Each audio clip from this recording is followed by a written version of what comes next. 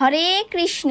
আজকে আমরা তুলসীতে জলদানের মাহাত্ম্য সম্পর্কে আলোচনা করব। শাস্ত্রে তুলসী মহারানীর অনেক অনেক মাহাত্ম্য রয়েছে।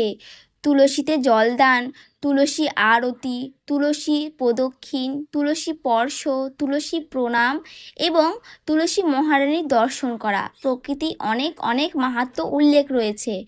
ভগবানের চরণে তুলসী পত্র অর্পণ করা, তুলসী ভগবানের সেবায় দেওয়া, তুলসী কাষ্ঠ দিয়ে ভগবানের আরতি করা, তুলসী কাষ্ঠ শরীরে ধারণ করা প্রভৃতি বিভিন্ন মাহাত্ম্য শাস্ত্রে উল্লেখ রয়েছে।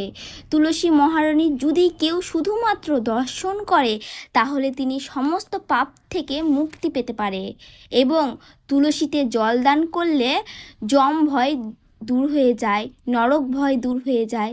এই রকমভাবেই অনেক মাহাত্ম্য রয়েছে। আজকে আমরা বৈশাখ মাসে তুলসীতে জলদানের মাহাত্ম্য সম্পর্কে আলোচনা করব। পদ্মপুরাণে বৈশাখ মাসের মাহাত্ম্য সম্পর্কে আলোচনা করা হয়েছে। যিনি এই সমগ্র বৈশাখ মাসে তুলসী পত্র দিয়ে ভগবান শ্রীহরির অর্চনা করেন তাকে আর কখনোই পুণ্যজন্ম গ্রহণ করতে হয় না। অর্থাৎ যিনি এই বৈশাখ মাসে প্রত্যেক দিন তুলসীতে জলদান করেন এবং শ্রীহরির অর্চনা করেন, তুলসী পত্র দিয়ে পুজো অর্চনা করেন, তাকে আর কখনোই পুণ্যজন্ম গ্রহণ করতে হয় না, তিনি ভগবত ধামে প্রাপ্ত হন। তো বৈশাখ মাসে বৈশাখ ব্রত বা কাশ্যপ ব্রত পালন করার বিধি রয়েছে।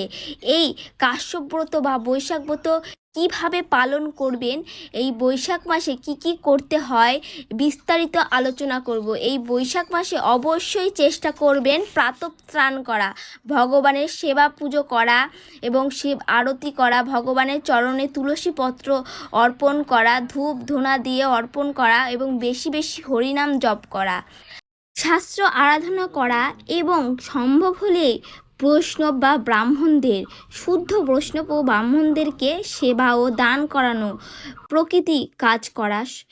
তো অবশ্যই প্রত্যেক দিন সকাল বিকাল তুলসীতে জলদান করবেন, কারণ এই বৈশাখ মাসে সূর্য মেষ রাশিতে অবস্থান করে, সেই কারণে সূর্যের উত্তাপ বৃদ্ধি পায়। তো সেই কারণে এই বৈশাখ মাসে কিন্তু অনেক গরম পড়ে। তো সেই কারণেই তুলসীতে অবশ্যই জলদান করতে হয়, বেশি বেশি জলদান করতে হয়। অন্যান্য সকল দিনের থেকে তুলসীতে বেশি করে জলদান করতে হয় এই বৈশাখ মাসে।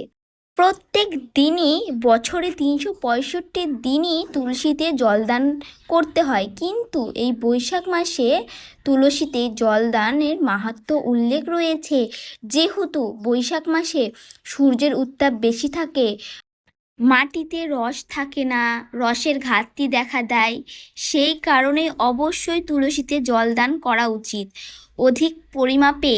তো সেই কারণেই তুলসীতে জলের ধারা দান করতে পারেন, জলের ধারা প্রদান করতে পারেন। সকাল বা ভোরবেলা থেকে সন্ধ্যা অবধি জলের ধারা দান করতে পারবেন। সেই ক্ষেত্রে তুলসী মহারানী ওপরে আপনারা মাটির ঘর দিয়ে তার নিচের অংশটি আপনারা ছিদ্র করে নেবেন, তারপরে তাতে তুলো লাগিয়ে নেবেন। সেই মাটির ঘটে আপনারা জল রাখবেন আর এক ফোঁটা এক ফোঁটা করে পড়বে পুরো সকাল থেকে বিকেল পর্যন্ত। এই ক্ষেত্রে আপনি ভগবানের বিশেষ কৃপা লাভ করতে পারেন এবং তুলসী মহারানী সন্তুষ্ট হবেন, ভগবান অনেক সন্তুষ্ট হবেন, ভগবানের অনেক প্রীত হন। এর মাহাত্ম্য শাস্ত্রে উল্লেখ রয়েছে। যারা জলধারা দান করতে পারেন না সেই ক্ষেত্রে আপনারা সকালে এবং বিকেলে জল দান করতে পারবেন তুলসী মহারানীর উদ্দেশ্যে। এবং আপনাদের বাড়িতে যদি অনেকগুলো তুলসী বৃক্ষ থাকে তো সব বৃক্ষর মধ্যেই জলদান করতে হবে। এবং যাদের বাড়িতে শালগ্রাম শিলা সেবা পুজো আদি করেন তো সেই ক্ষেত্রে বৈশাখ মাসে তুলসী শালগ্রাম শিলার জলদান করার বিধি রয়েছে। বলা হয়েছে যারা বৈশাখ মাসে তুলসী শালগ্রাম শিলাতে জলদান করেন তারা ভগবানকে সন্তুষ্ট করতে পারেন, মানে ভগবান শ্রীহরিকে অত্যন্ত সন্তুষ্ট হন এবং তার পক্ষে হরিভক্তি সুলভ হয়, কৃষ্ণ ভক্তি লাভ করা সহজ হয়ে যায়। এবং যিনি প্রত্যেক দিন শালগ্রাম শিলাতে পুজো অর্চনা করেন এবং চরণ অমৃত পান করেন তিনি মহাপবিত্র হন এবং তাকে আর কখনোই এই দেহান্তরে জন্মগ্রহণ করতে হয় না, তিনি ভগবত ধাম প্রাপ্ত হন। তো তুলসী মহারানী ভগবান শ্রীকৃষ্ণের প্রিয়সী, ভগবান শ্রীকৃষ্ণ অত্যন্ত প্রিয়, তাই আপনি তুলসী দ্বারা ভগবানের যে কোনো সেবা পুজো আদি ভক্তি মতো করে প্রাপ্ত করতে পারবেন। তুলসী মহারানী সেবা পুজো আদি করলে আপনি সহজেই ভগবানকে সন্তুষ্ট করতে পারবেন। শাস্ত্রে বলা হয়েছে ভগবানের সব থেকে বেশি প্রীত হন যদি কেউ একটু তুলসী পত্র ভগবানের চরণ কমলে অর্পণ করে, সব থেকে বেশি সন্তুষ্ট হন। এবং স্কন্দপুরাণে তুলসী অনেক মাহাত্ম্য উল্লেখ রয়েছে। স্কন্দপুরাণে বলা হয়েছে যদি কেউ প্রত্যেক দিন তুলসীকে দর্শন করে, তুলসী স্পর্শ করে, তুলসী মহারানীর উদ্দেশ্যে জল অর্পণ করেন এবং প্রদক্ষিণ করেন, তুলসীকে প্রণাম করেন, তুলসী ভগবানের চরণে অর্পণ করেন, এই প্রত্যেকটি কাজ অনেক মাহাত্ম্য উল্লেখ রয়েছে। তুলসী মহারানীকে দর্শন করলে আপনার সমস্ত পাপ থেকে মুক্তি লাভ করতে পারবেন। তুলসীতে জল দান করলে যম ভয়, নরক ভয় দূর হয়ে যায়। এবং যদি কেউ তুলসী বৃক্ষ রোপণ করে তাহলে তার কৃষ্ণ ভক্তি বৃদ্ধি পায় এবং ভগবান শ্রীকৃষ্ণের কমল চরণে তুলসী পত্র অর্পণ করলে কৃষ্ণ প্রেম লাভ হয়। তুলসী মহারানীর প্রসঙ্গে মহাদেব কি উল্লেখ করেছেন? পদ্মপুরাণ থেকে মহাদেব তিনি তার পুত্র কার্তিককে বর্ণনা করেছেন যে পদ্মপুরাণের সৃষ্টিখণ্ডে বলা হয়েছে সমস্ত পুষ্পের মধ্যে তুলসী হচ্ছেন সর্বশ্রেষ্ঠ এবং শিবজি আরও উল্লেখ করেন যে তুলসী হচ্ছেন সর্বকাম প্রদানকারিণী এবং মঙ্গলময়ী সুধা মুখ্য ব্রাহ্মণী, ভগবান শ্রীকৃষ্ণের প্রিয়সী এবং স্বর্গলোকের পরম শোভা।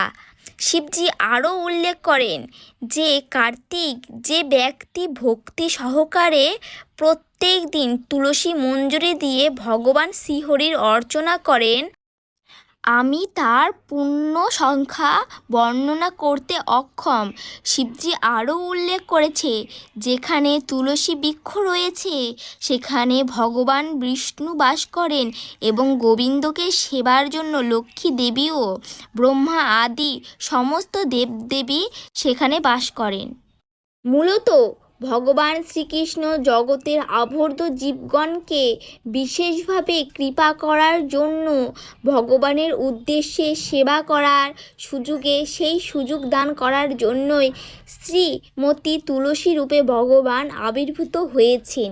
এভাবেই শিবজি তুলসী মাহাত্ম্য উল্লেখ করেছেন এবং স্কন্দপুরাণের সৃষ্টিখণ্ডে আরও উল্লেখ করা হয়েছে ভজন, কীর্তন, ধ্যান, রোপণ, ধারণ, বলা হয়েছে তুলসী পুজো, তুলসীর জলদান, তুলসীতে আরতি, তুলসী মহারানীর কীর্তন এবং ধ্যান, তুলসী রোপণ, তুলসী কণ্ঠে ধারণ, এতে সমস্ত পাপ দূরীভূত হয়, পরম গতি লাভ হয়। যে ব্যক্তি অন্যকে তুলসী রানীর ভগবান শ্রীহরির বিষ্ণুকে আলোচনা করার উপদেশ দেন তিনি নিজেও করেন, তিনি ভগবান শ্রী মাধবের ভাগবত ধামে প্রত্যাগমন করেন। এবং যে শুধু তুলসী দেবীর নাম তুলসী নাম উচ্চারণ করেন ভগবান শ্রীহরি প্রসন্ন হন এবং সকল পাপ নষ্ট হয়ে যায় এবং অক্ষয় পুণ্য অর্জন করতে পারেন। এবং পদ্মপুরাণে ব্রহ্মখণ্ডে উল্লেখ করা হয়েছে গঙ্গা আদি সমস্ত নদী এবং ব্রহ্মা বিষ্ণু মহেশ্বর পুষ্করণ অবস্থানে তীর্থ তুলসী দলও অবস্থানে করে।